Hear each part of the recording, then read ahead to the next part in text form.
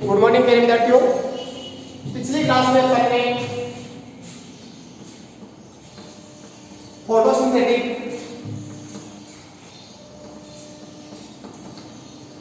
Pigment की बात कर रहे थे और फोटोसिंथेटिक पिगमेंट्स में अपन ने बात की थी प्रैक्टिस की क्लोरोफिल की। क्लोरोफिल क्या है, क्लोरोफिल के प्रकार कितने हैं, क्लोरोफिल की संरचना क्या है, थोड़ा सा उस वीडियो में रिकॉर्डिंग सीन नहीं हो पाई थी, लेकिन ये पूरा का पूरा पार्ट मेरा काम रहेगा आपको जूनियर।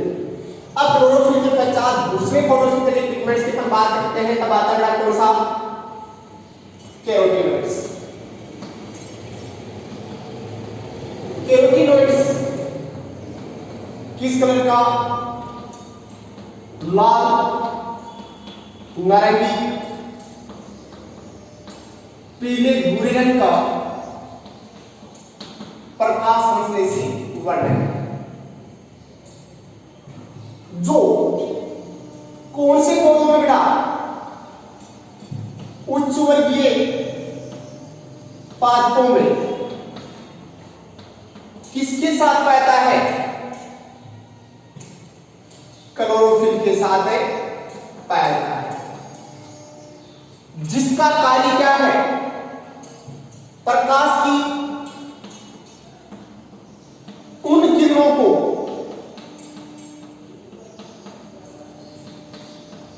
जिनको क्लोरोफिल अवशोषित नहीं कर पाता है, उनको अवशोषित करके किसको प्रोवाइड करना बेटा, क्लोरोफिल के अणु को प्रोवाइड करना, जिसके कारण इसे कैरोटीनॉइड्स क्या कहते हैं, सहायक प्रकाश संश्लेषी वर्णक भी कहते हैं। तो कैरोटीनॉइड्स क्या होता है, लाल नारंगी पीले भूरे रंग का प्रकाश संश्लेषी वर्णक है, जो उच्च वर्गीय पादपों में क्लोरोफिल के साथ रहता है और कार्य क्या है, उन प्रकाश की रेडिएशन को ऑब्जॉर्ब करना जिनको कौन ऑब्जॉर्ब नहीं कर पाता है, क्लोरोफिल ऑब्जॉर्ब नहीं कराता है, और ऑब्जॉर्ब करके किसको प्रोवाइड करना, क्लोरोफिल को प्रोवाइड करना, जिसके कारण इसे क्या कहते हैं, क्लोरोफिल का सहायक प्रकाश संश्लेषी वर्णक। अब कैरोटीनॉइड्स की खोज सबसे पहले किसने, वेकेनरेड नामक साइंटिस्ट ने किसमें की थी बेटा, गाजर में की थी। अब पौधों में पाए जाने वाले जो कैरोटीनॉइड्स हैं उसको पुनः रंग के आधार पर दो भागों में विभाजित किया गया है। नंबर फर्स्ट कैरोटीन और दूसरा है बेटा जेंथोफिल। कैरोटीन किस प्रकार रंग का प्रकाश संश्लेषी वर्णक है, तो लाल नारंगी रंग का, जबकि जेंथोफिल पीले भूरे रंग का प्रकाश संश्लेषी वर्णक है। अब कैरोटीन एक हाइड्रोकार्बन है जिसका मोलिक्यूलर फॉर्मूला C40 H होता है, जबकि जेंथोफिल हाइड्रोकार्बन के साथ साथ इसमें क्या पाया जाएगा, ऑक्सीजन परमाणु पाया जाता है, जिसका मोलिक्यूलर फॉर्मूला C40 H2O होता है। अब कैरोटीन के भी अनेक प्रकार, जैसे alpha carotene, beta carotene, gamma carotene, और इसी प्रकार जेंथोफिल के भी पौधों में कई प्रकार पाते हैं, जैसे जियोजेंथिन, नियोजेंथिन, ल्यूटीन इत्यादि। अब इनमें से ल्यूटीन व बीटा कैरोटीन, ल्यूटीन व बीटा कैरोटीन सभी पादपों में पाए जाते हैं, जबकि अन्य प्रकार के कैरोटीन या जेंथोफिल के हैं वो कुछ विशेष पौधों में ही पाते हैं, लेकिन सभी पौधों में नहीं पाते हैं।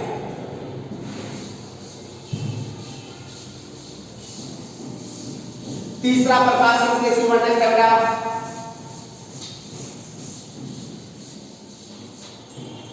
तीसरा प्रकाश संश्लेषी वर्णक है फाइकोबिलेंस।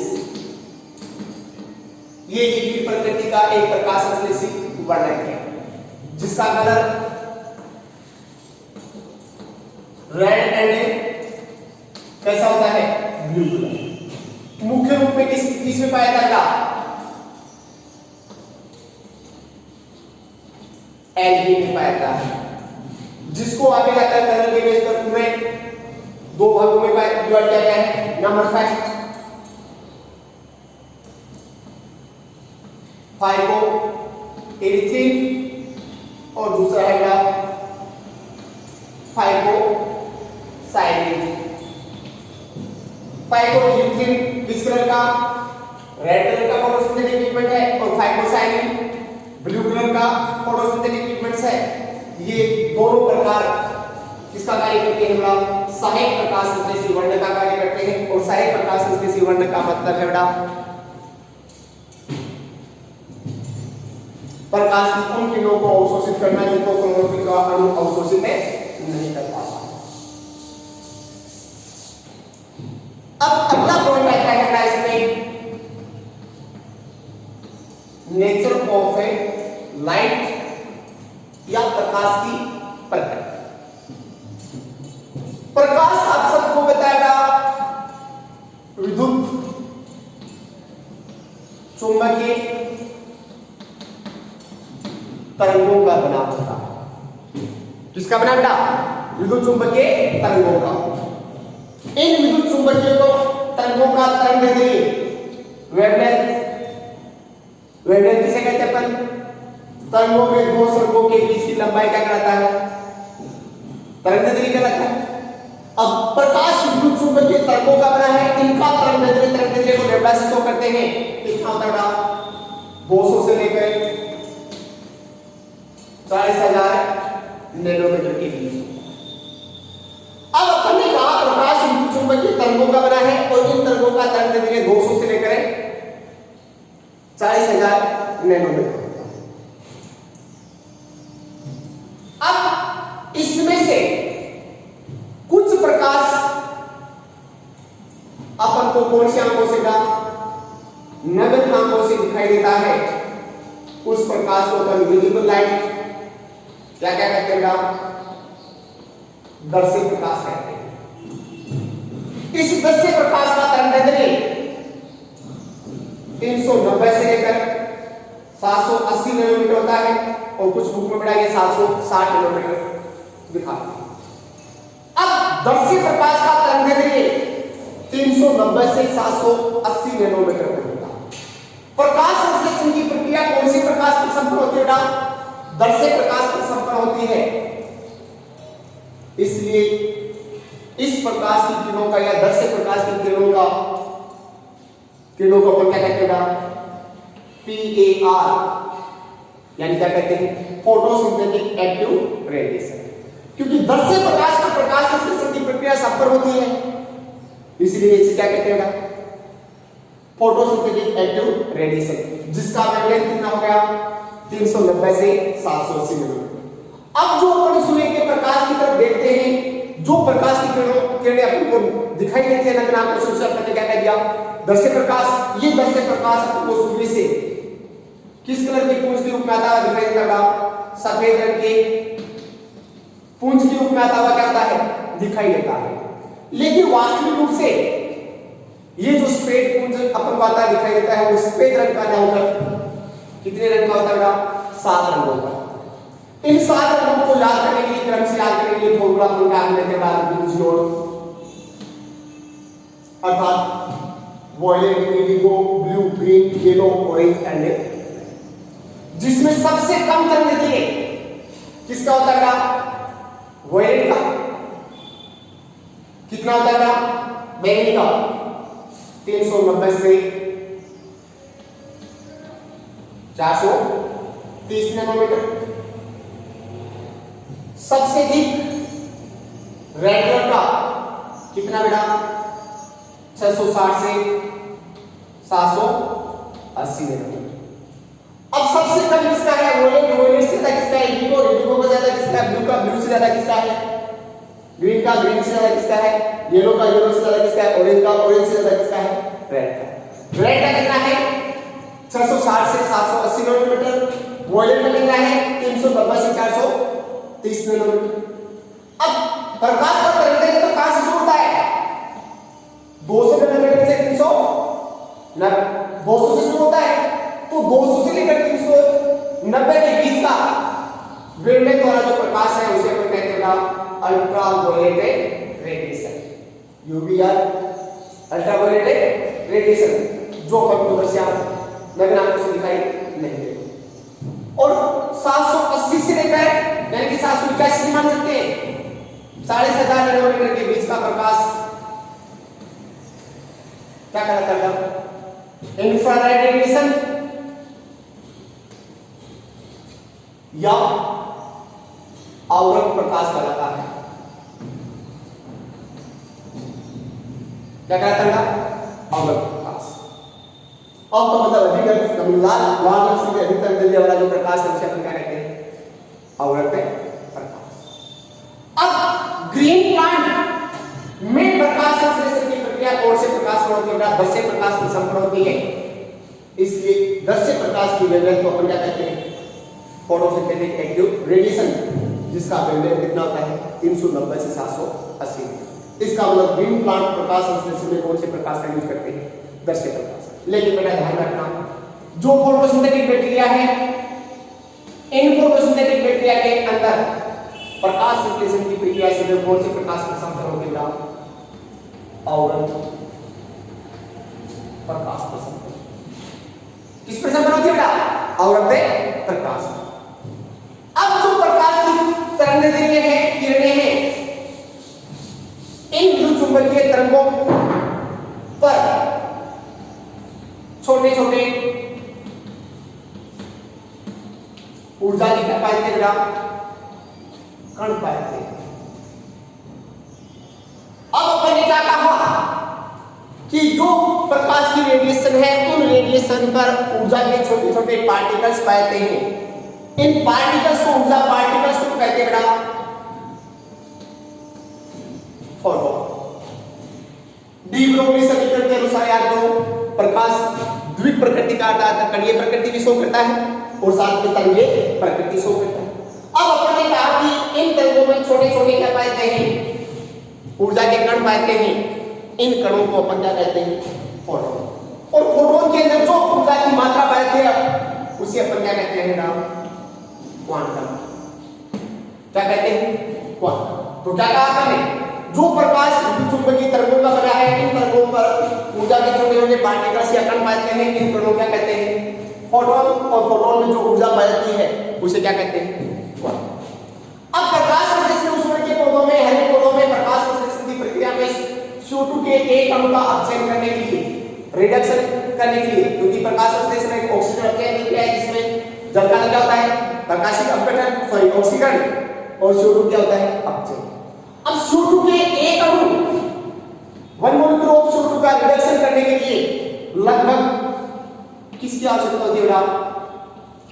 8 प्रोटॉन की आवश्यकता होती है। किसकी आवश्यकता होती है? 8 प्रोटॉन की CO2 के एक अणु का अपचयन करने के लिए। और ग्लूकोज के एक अणु का निर्माण करने के लिए CO2 के कितने अणु चाहिए आपको? 6 अणु चाहिए।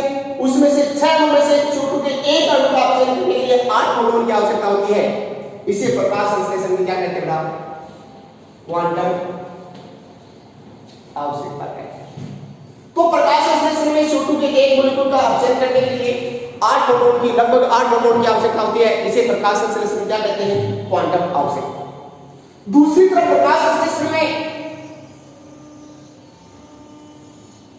जल का क्या होता है? प्रकाशिक अपघटन, और जल के प्रकाशिक अपघटन से क्या मुक्त होती है?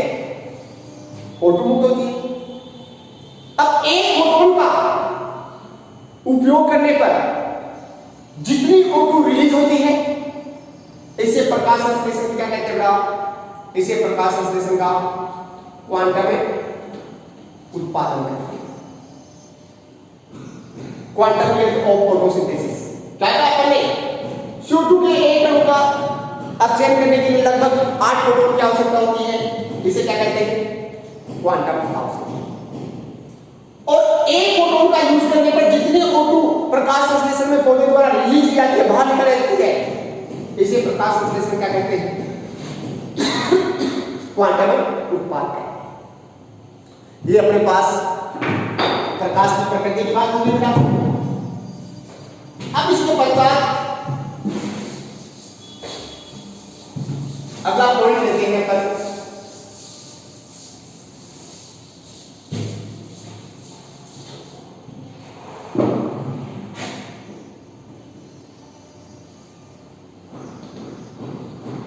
mechanism of photosynthesis. Mechanism of photosynthesis. अब प्रकाश संश्लेषण में सबसे पहले क्लोरोफिल ए का मॉलिक्यूल, क्लोरोफिल ए का मॉलिक्यूल सूर्य से किसको ग्रहण किया बेटा? प्रकाश ऊर्जा को क्या करेगा? ग्रहण। अब क्लोरोफिल ए का अणु जब सूर्य से एनर्जी अवशोषित करेगा तो क्लोरोफिल का अणु कौन सी अवस्था में आएगा बेटा?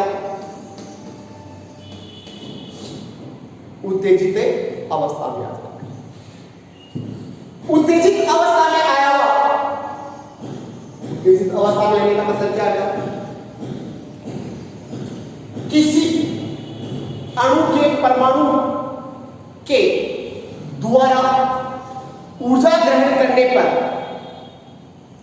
उसके इलेक्ट्रॉन का निम्न ऊर्जा स्तर से उच्च ऊर्जा स्तर में क्या हो जाना बेटा? चले जाना। कौन सी अवस्था में कहता है परमाणु या अणु का? एक्साइटेड अवस्था में आना या उत्तेजित अवस्था में आना। तो मैकेनिज्म ऑफ फोटोसिंथेसिस में अपन क्या कर रहे हैं कि सबसे पहले मेसोफिल सेल के क्लोरोप्लास्ट के क्वांटासोम भाग में पाए जाने वाला क्लोरोफिल का अणु प्रकाश को अवशोषित करके कौन सी अवस्था में आ जाएगा? उत्तेजित अवस्था में। उत्तेजित अवस्था में आने का मतलब उस अणु के परमाणु के निम्न ऊर्जा स्तर के इलेक्ट्रॉन को का ऊर्जा प्राप्त करके उच्च ऊर्जा स्तर में क्या हो जाना बेटा? चले जाना। क्या कहलाता है? उत्तेजित अवस्था। अर्थात आपने केमिस्ट्री पढ़ते हो, नाभिक के चारों तरफ, परमाणु के नाभिक के चारों तरफ ऊर्जा कोष पाए थे जिन्हें अपन के एलिमेंट से दर्शाते हैं। सबसे पहले आप इलेक्ट्रॉनिक कॉन्फ़िगरेशन में किसमें पढ़ते हो? के कोष में। के कोष में क्यों पढ़ते हो? क्योंकि सबसे ऊर्जा का लेवल सबसे कम किसका है? के कोष। के कोष से ज्यादा ऊर्जा किसमें? एल में। एल से ज्यादा का स्तर किसमें? एम में। एम से ज्यादा का किसमें बेटा? एन। एन से ज्यादा ओ में। तो क्लोरोफिल के अणु का प्रकाश ऊर्जा को अवशोषित करता है और अवशोषित करने से वो कौन सी अवस्था में चला जाता है? उत्तेजित अवस्था। और उत्तेजित अवस्था एक ऐसी अवस्था होती है बेटा अस्थायी अवस्था।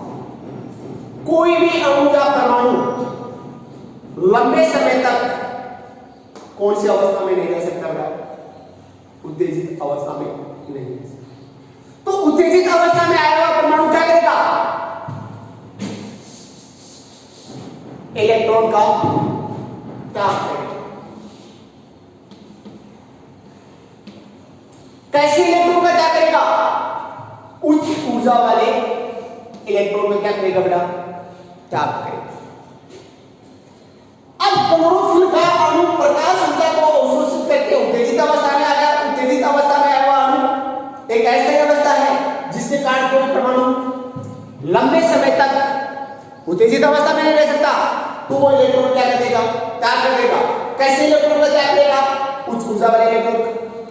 अब क्लोरोफिल अणु से इलेक्ट्रॉन, उच्च ऊर्जा वाला इलेक्ट्रॉन क्या हो गया? बाहर निकल गया। बाहर निकलना मतलब उसका क्या हो गया बेटा? इलेक्ट्रॉन का बाहर निकलना, ऑक्सीकरण। तो क्लोरोफिल अणु का क्या हो गया? ऑक्सीकरण। ऑक्सीकरण इसका मतलब क्लोरोफिल का अणु कौन सी अवस्था में आ गया? ऑक्सीकरण। अब ऑक्सीकरण अवस्था में आया हुआ अणु क्या जाता है? अपनी मूल अवस्था में आना चाहता है। और मूल अवस्था में आने के लिए उसे कैसे इलेक्ट्रॉन चाहिए? सामान्य ऊर्जा वाले इलेक्ट्रॉन चाहिए। जबकि उसने त्याग किसका क्या था? उच्च ऊर्जा वाले इलेक्ट्रॉन का क्या क्या था बेटा? क्या?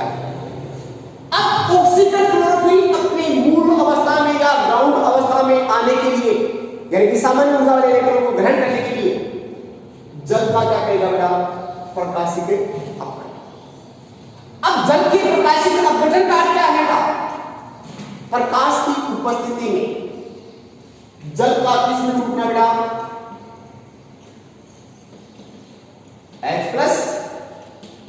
आयन है OH आयन में क्या होने वाला ब्रेक डाउन।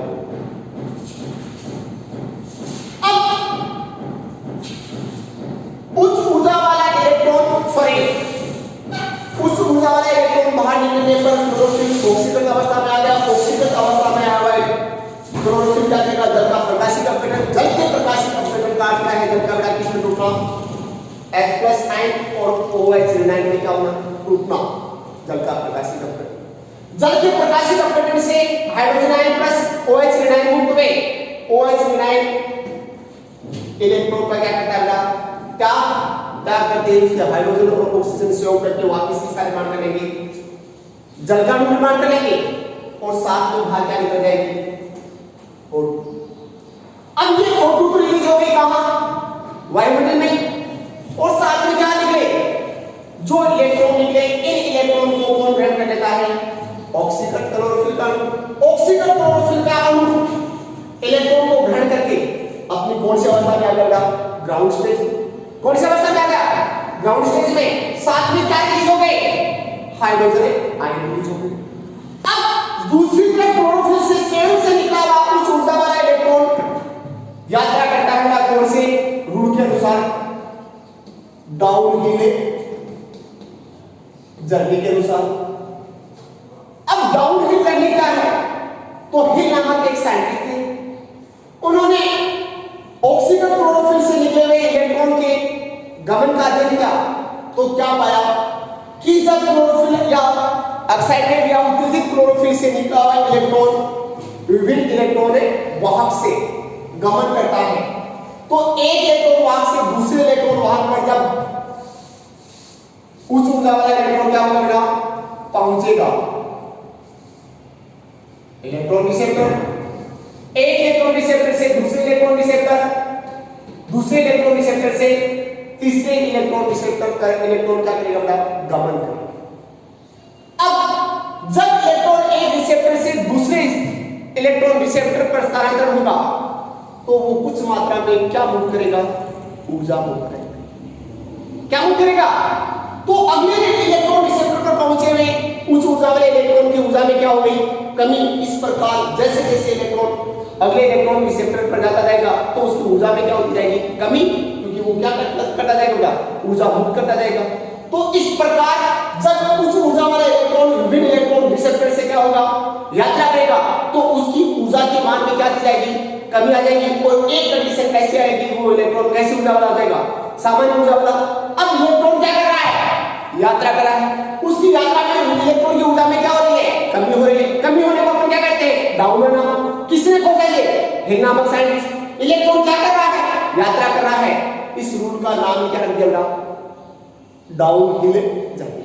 तो इलेक्ट्रॉन डाउन हिल जर्नी के अकॉर्डिंग यात्रा करेगा, तो इलेक्ट्रॉन ऊर्जा मुक्त करता हुआ कहां पहुंच जाएगा, अंतिम इलेक्ट्रॉन रिसेप्टर। अंतिम इलेक्ट्रॉन रिसेप्टर का कार्य करता है NADP।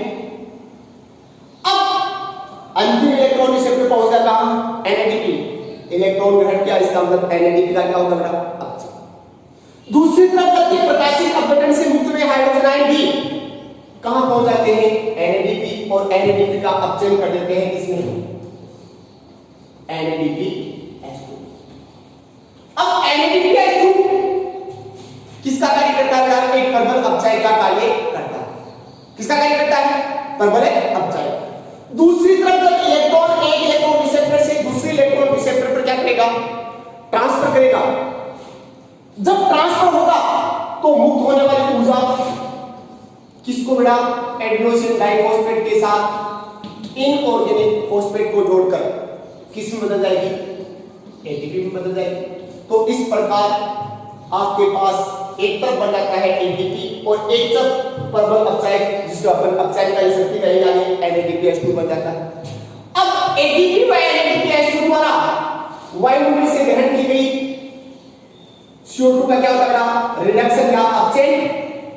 CO2 का क्या होता है, रिडक्शन या अपचयन, जिसके फलस्वरूप क्या बनती है, ग्लूकोज। क्या बनती है, ग्लूकोज बनती है। अब इस पूरी प्रोसेस में अपन को किसका निर्माण करना है, ग्लूकोज प्लस O2 का निर्माण करना है। इस पूरी प्रोसेस में जहां जहां लाइट की आवश्यकता पड़ती है वहां तक की प्रोसेस को तो अपन ने कह दिया लाइट रिएक्शन, और जहां लाइट की आवश्यकता नहीं पड़ती है वहां अपन ने क्या कह दिया डायरेक्ट रिएक्शन। इस प्रकार प्रकाश संश्लेषण की जो पूरी क्रिया विधि है उसको दो स्टेप में या दो रिएक्शन में डिवाइड किया गया है। एक का नाम है लाइट रिएक्शन और दूसरी का नाम है डायरेक्ट रिएक्शन। अब इस प्रकार प्रकाश संश्लेषण की पूरी क्रिया विधि का अध्ययन कितने चरणों में क्या करता, दो चरणों में क्या आता है, एक लाइट रिएक्शन और दूसरा कौन सा हो गया डायरेक्ट रिएक्शन। थैंक्स।